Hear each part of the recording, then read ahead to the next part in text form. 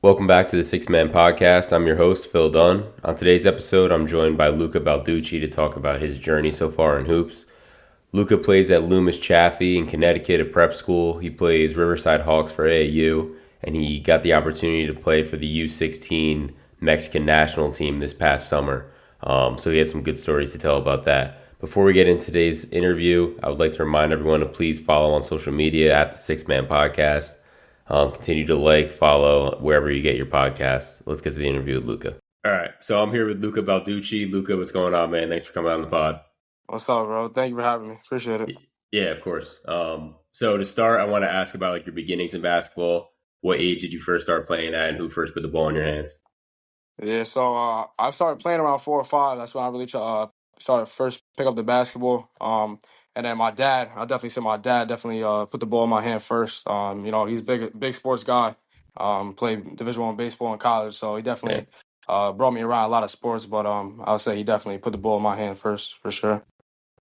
So obviously you're from Monroe. I actually remember coaching against you a few years ago when you were playing JV. I think as a seventh or eighth grader. Yeah. Um, but so when it came time to decide where you were going to go to high school, what options did you have, and what kind of went into your options? Did you have any of the Jersey private schools, or obviously you decided to go to the NEPSAC, but what were your options and what made you choose Loomis Chaffee?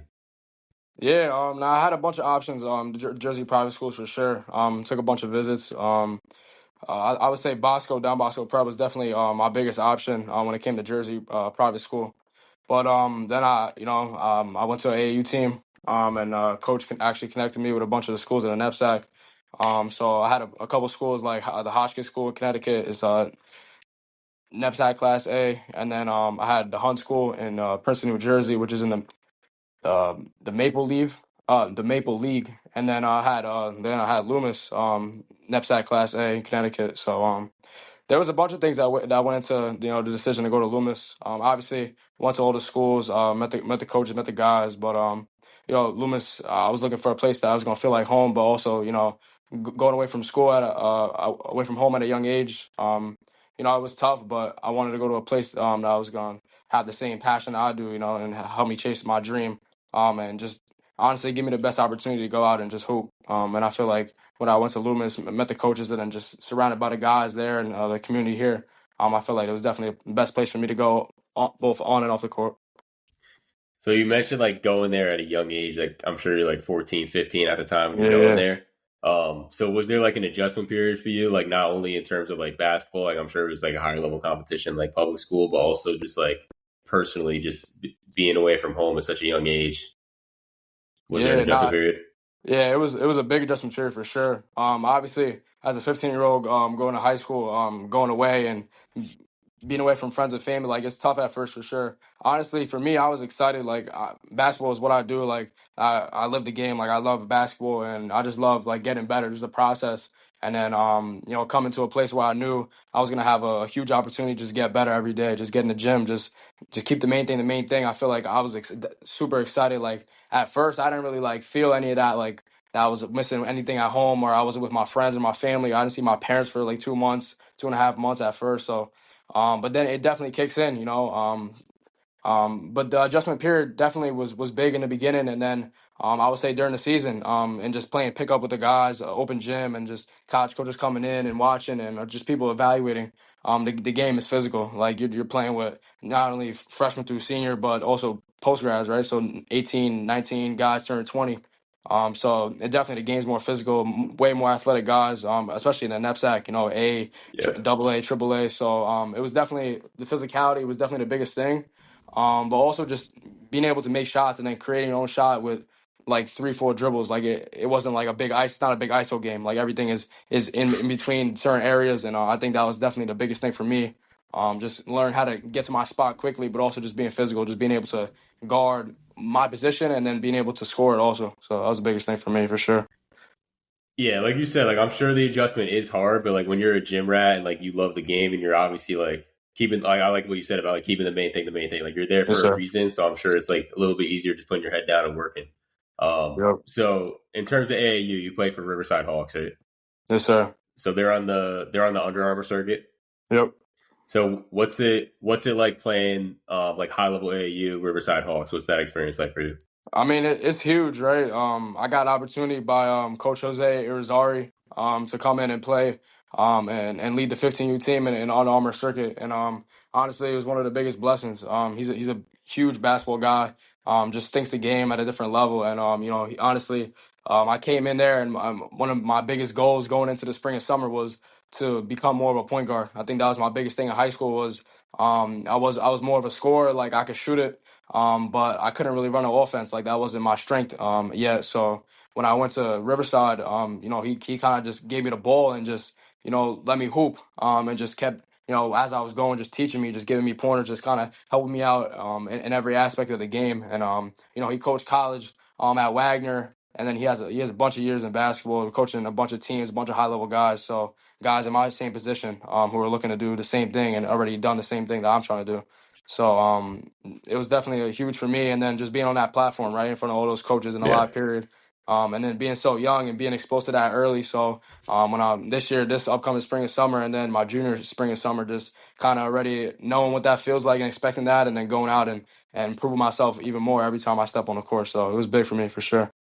What are some of the similarities and some of the differences you see between like high level AAU and like the prep circuit that you're on in terms of like I the would say. basketball? Yeah. I would say one of the biggest differences is, like I said, the physicality, right? Like 15U, I'm playing against guys my own age, right, in my own grade. So, Yeah. as physical as I'm getting in high school and in AAU, like I might be one of the strongest dudes, right? I'm maybe not the fastest or the tallest, or I might not jump the highest, but just being able to impact the game at high school level, especially at prep, like with that physicality, and then bringing it over to Under Armour AAU, 15U. I mean, it was huge for me. So I'll say the physicality, but also just the game, right? Like the game is way faster at AAU. Like I'm going up and down, up and down. Like high school is a lot more like let the plays develop, right? Like obviously Yeah. you're gonna get a sprint out once in a while, but I would say high school more structured. AAU, high level AAU. I mean, there's definitely still a structure to it, but it's just more just go out and hoop. Do you have like a preference in the style that you prefer to play, like the AAU style or the prep style, or it's just different? Nah, I wouldn't say a preference, but I mean, I like to hoop, so that's what I love to do. So I feel like in Yeah. AAU, especially with the opportunity I was given, every time I was out there, I was just hooping. Just every time I was out there, I was just going and playing basketball. So I definitely the prep is definitely great. They're both great to be honest, but whichever one gave me the opportunity to go out and hoop is definitely my favorite. So I would say this past year probably AAU, but I'm looking forward to the high school season for sure this year. In terms of like recruitment, obviously you're still young, but Yeah. like in terms of just getting like in front of college coaches, do you Yeah. think AAU is better for that type of exposure or prep so far for you? Yeah, I would say AAU definitely in the first spring live period in May, and then the two live periods in July, back to back weekends. I would say those 3 weekends right there are huge for anybody's recruitment. No matter what level you're looking to play for, or whatever level's looking to get you. I would say those 3 weekends are huge. But also high school like prep, you have 2 weekends in June back to back. The June Scholastic live periods, especially the NEPSAC one, is amazing opportunity. So and then also in the fall for high school, you have open gym, so all the college coaches can come Yeah. in and just watch and talk to your coach and then talk to you after. So I would say the exposure really like just as many coaches you can get in front of is definitely amazing. But I would say definitely the AAU lot periods those 3 weekends is definitely huge every year for you for your recruitment for sure. So outside of AAU and prep, you also had the opportunity to play on the Mexican national team. So talk a Yes, little bit sir. about like how that opportunity came about. Yeah, honestly, I seen that they were playing the America Cup in Mexico, and I was still at school, and my mom was born in Mexico, so she's Mexican, and I'm Mexican, so I saw like what better opportunity than to go out and represent my family, and so I ended up getting a text, sent my film over. They came back and just got connected with a bunch of the national team director, like for the one that coaches like the older guys. He actually hit me up first, and then just went through a chain, and then I ended up getting connected with my head coach, this the U16 head coach.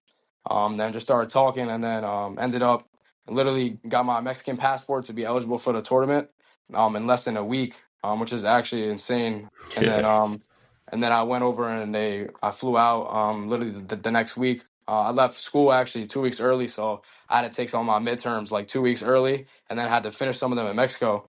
And then I went over there for training camp for 2 weeks, and then at like literally like the second to last day of training camp in the second week, I talked to the coaches, and they told me that I made the team, and they're taking me for the tournament, and then I just went from there. So it was definitely crazy though. The opportunity was amazing just to play against some of the best kids in the world, and just some of the best, like literally the best guys in my age, or Yeah. 16 and under. So it was definitely an amazing opportunity, not only just to be on that court and play, and just to continue to prove myself in front of like against some of the best guys, but also just for my mom, right? So just to be able to wear that jersey and play for her, and then for my family, I felt like it was way bigger than basketball for sure. Um. So did you say the games like were actually in Mexico? Yeah. So the games were in Juarez, in Mexico. So where we were playing, that was where our training camp was for 2 weeks. But the place that we were playing at, like the arena, it was different from where we were practicing because we couldn't play there until everyone else got there. So we were practicing in gyms like around the same area, but we were in the same hotel for 3 weeks, like the 2 weeks for training camp, and then the 1 week for the tournament. So I was in there for 3 weeks, same area. So yeah, it was I'm crazy. sure you're used to like traveling and stuff, playing like on the Under Armour Yeah. circuit for Riverside Hawks. But what was it like going to play basketball in a different country? Like, was that your first time doing that? Yeah, no, it definitely was. It definitely was the first time doing that. The experience was unforgettable, to be honest. Just being with guys that share the same passion as you, but are from a different place, right? So obviously there was a language barrier. Like all those guys speak Spanish. I'm Yeah. Hispanic, but I don't speak Spanish. I get a lot of talk for that, but no, it was great. Like just kind of trying to communicate the best I could, and just having a good time. Honestly, like it's a once in a lifetime opportunity to go out and play basketball internationally, but then play on FIBA. FIBA's like the biggest international stage you could be on. So I just I took every single day and just made the most of it. Honestly, it was a great opportunity. The coaches were great. The people were great. The fans were great. I got a lot of love in Mexico. And honestly, it was an amazing opportunity. Beyond basketball for sure. What other countries did you play First game against? we played, first night we played USA, and then we played Canada, Dominican Republic, Argentina. We scrimmaged Brazil. So we played some good teams for sure.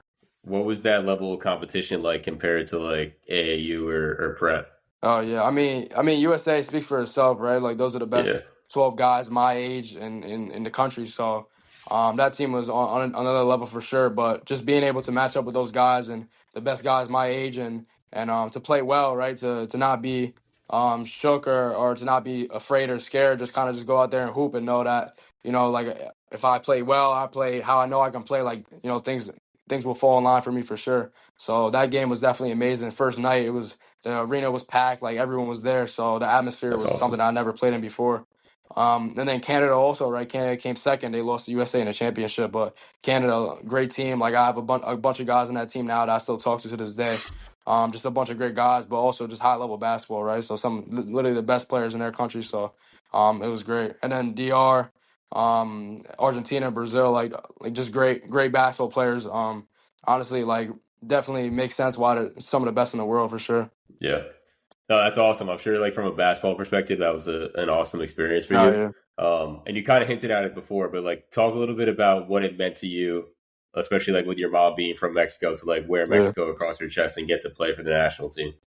No, yeah. I mean, it meant more to me than just basketball. Like when I talked to coach and he told me that I was on the team and I was playing the next week and probably the biggest games of my life.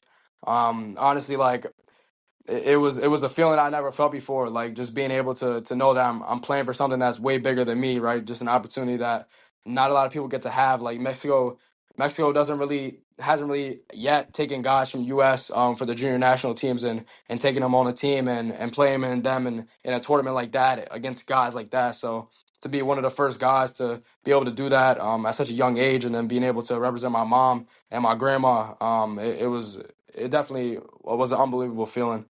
Just knowing, and then she actually came out for the tournament. She came out to That's Mexico awesome. with my dad and was able to witness that. So, just being able to after the game, win or loss, 15 points, 10 points, whatever it was, like just going over to her on the sideline and giving her a hug, it was definitely something I'll never forget for sure. That's awesome.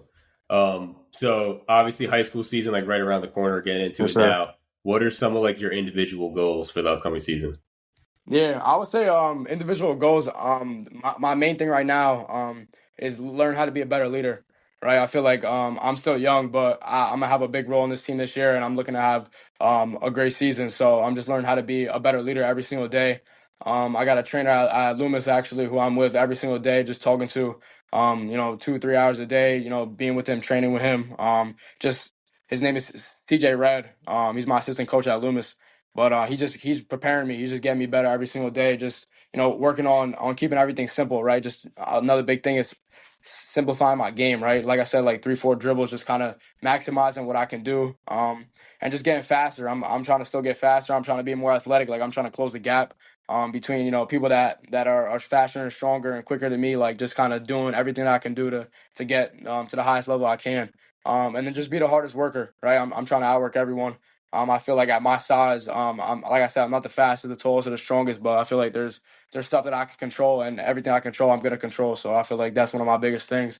And then as far as personal goals, like for the season, I want to make all NEPSAC awards or honorable mention. I feel like that's definitely achievable. And then obviously, the main goal is win a NEPSAC championship. I feel like that's the main goal. That's the main goal every year. Just to go out and prove I can win at the highest level. I feel like that's the biggest thing for me this year, for sure. So in terms of like the rest of high school, like what are some of your other Yeah, goals, like in terms of like whether it be like weight room, actual basketball yeah, stuff, or like recruitment, like where you see yourself going, like what level you see yourself out college wise, like what are some of your goals and like how do you envision yourself getting there by the end of high school in the next 3 years? yeah. I mean, weight room for sure. I'm definitely trying to get weight up every single year. I've been at a good steady progress since I came into here at Loomis. So I'm trying to get up to at least like 185 by my senior year, just depending on how much I keep growing. But I feel like I'm at a good spot right now. Just continue to get in the weight room, continue to eat, continue to take care of my body is definitely the biggest thing.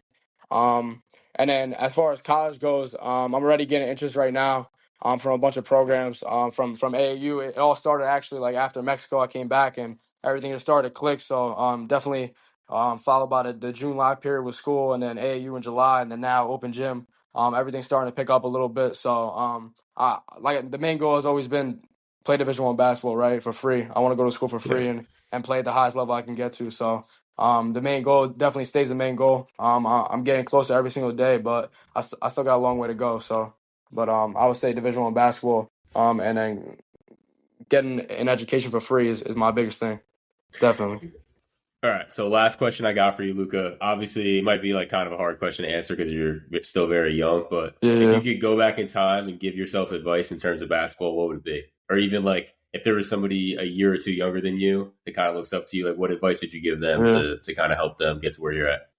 Now, yeah, it's funny you say that. All the kids in Mexico, when they would have their parents translate it for me, or just kind of talk to me for a couple seconds, they would ask me the same thing, and I always told them just every time, just stay the course. Like every second, every chance you get, just stay the course. Like don't rush anything. Don't compare yourself to nobody else, or don't worry about what anybody else is doing. Like it's all gonna happen at a different time for everyone, right? So somebody might be good right now, but in a couple years, you keep working, like it's gonna even out, or you're gonna get better than them, right? So I always told myself, like 2 years ago, like if at this time 2 years ago, like I would have never thought, I would be in the situation I am today. Like all the experiences, all the coaches and the text messages and just the exposure that I've gotten and that I'm continuing to get.